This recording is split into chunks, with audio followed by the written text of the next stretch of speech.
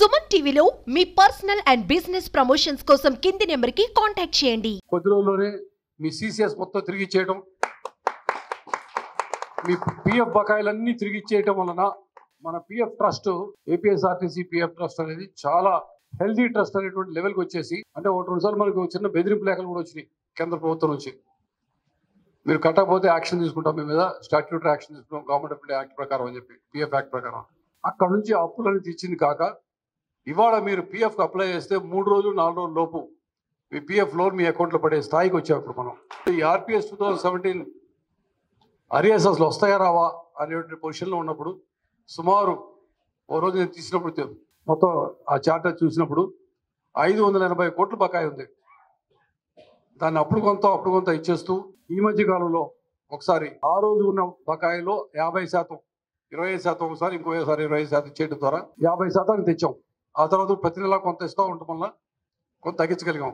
ఈ రోజున ఆ రోజున 580 కోట్లు ఇవాళ ఉన్న బకాయి 120 కోట్లు మాత్రమే. ఈ 120 కోట్లలో వీళ్ళందరూ రేపటిలోపు 60 కోట్లు ఇచ్చేయడం జరుగుతుంది. తర్వాత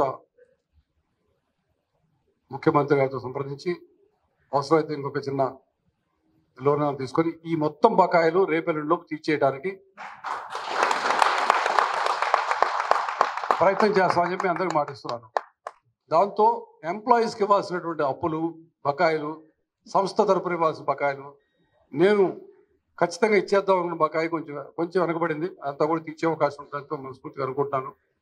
యాక్చువల్లీ అనుకుంది ఏంటంటే, కార్గో ఆదాయం కనుక బాగా పెరుగుంటే, కమర్షియల్ రెవెన్యూ పెరుగుంటే ఆ 120 కోట్లు పెట్టడం అనేది పెద్ద కష్టమైంది కాదు. ఈ రోజున దేశం మొత్తంలో కార్గో ఆదాయం హైయెస్ట్ ఆదాయం ఎవరికైనా ఉందంటే అది ఏపీఎస్ఆర్టీసీకి. అదేవిధంగా మనం OS-15 అయితేనేమి, జనతా గ్యారేజ్ అయితేనేమి, చిన్న ఇనిషియేటివ్స్ ద్వారా కొంత ఆదాయం పెంచుకోగలిగాం. నేను మీకు చెప్పేదల్లా ఒకటే, ఇప్పుడు సంక్షేమ విషయంలో అన్ని విధాలా దాదాపు చేయగలిగిందంతా పూర్తి చేయగలిగాం. మీకు ఇవ్వాల్సిన బకాయిలు అయితే దాదాపు ఏమి ఉండవు, ఎక్సెప్ట్ రిటైర్ అయ్యేటప్పుడు ఇచ్చే SRBS, SBT అమౌంట్ తప్పించి ఏం లేదు. ఈ అరియర్స్ కనుక పూర్తి అయిపోతాయి. మీరు నాకు కావాల్సిన, మిమ్మల్ని అడిగేదల్లా నేను 2 విషయాలు.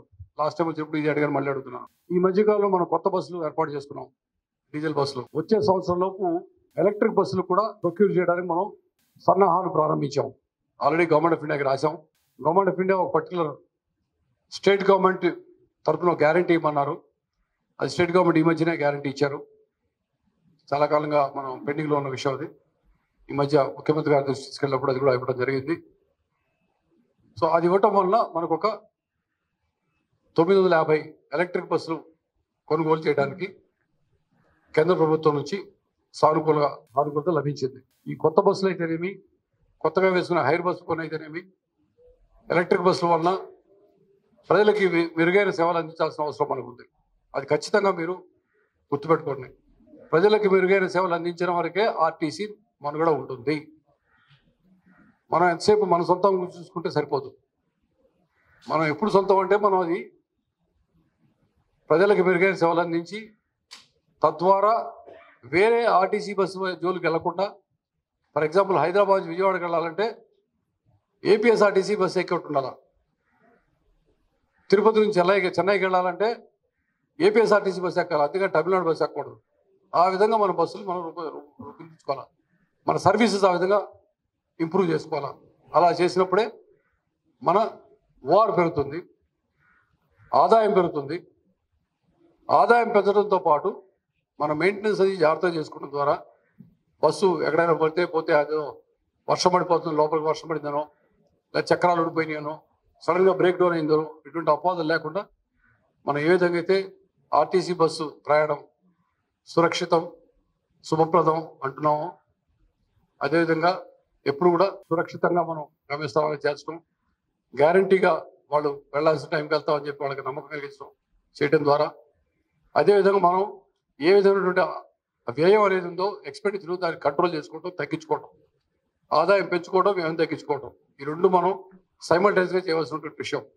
అదేవిధంగా బస్ స్టాండ్లో అయితేనేమి, బస్సు ఎక్కే వాళ్ళకైతేనేమి, కార్గో సేవలు అయితేనేమి, మెరుగైన సేవలు వారికి అనుకూలంగా ఉండే విధంగా సేవలు అందించడం ద్వారా, ముఖ్యంగా డోర్ డెలివరీ కానీ డోర్ పికప్ కానీ చేయడం ద్వారా, కార్గో రెవెన్యూ పెంచుకోవడం ఇవన్నీ చేయడం ద్వారా మన ఆదాయం పెరిగినప్పుడు మనకున్న అప్పులు కానీ ఇంకోటి కానీ బకాయిలు కానీ అన్ని తీర్చుకోవడానికి అవకాశం ఉంటుంది.